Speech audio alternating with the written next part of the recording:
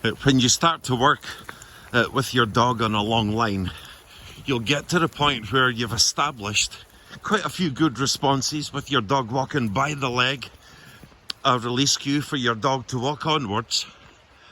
And when you get to that and you start to do that in 2 to 3 different environments where you can test and proof the behavior, you'll start to stop your dog, whether you use verbal command or whistle or both, and you'll start to reel your dog in.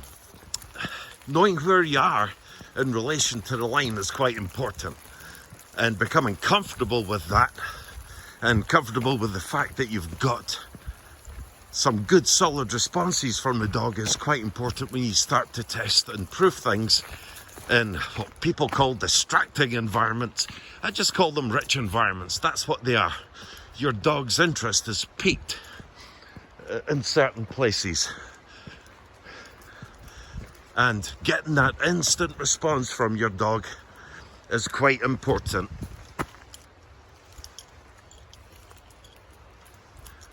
In doing all that, sorry, just had to free her from the line there just a little bit, but test it well, test it often.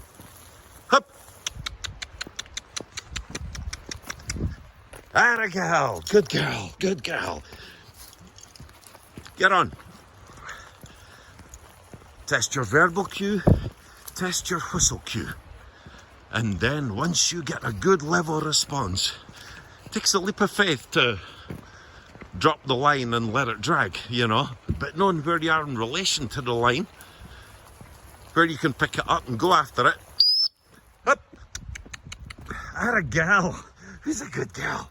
Who's a good girl? Who's a good girl? And make sure there's a lot of encouragement with that. Make sure that you establish a good release cue with it, and just do it over and over and over again. Life will give you distractions, as you put it. You won't have to go looking for them. Life will give you challenges. They will give you areas to focus on.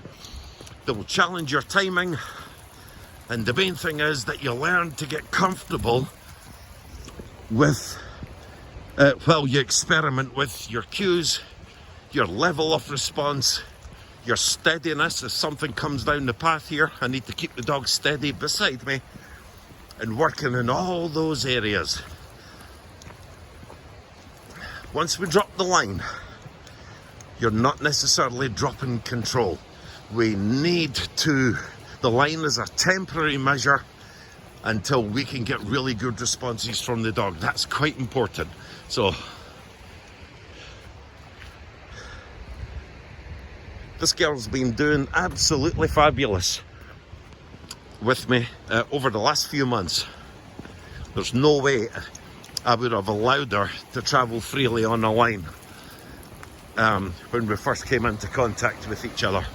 But we've worked away, we've worked on that, and we've also developed a great personal bond as well as a training relationship as well. So now she's enjoying a lot more freedom. I know her intimately. I know she loves her birds, she loves her pheasants, lots of wildlife around here, but also know the response that I can get from her. Happy training, folks.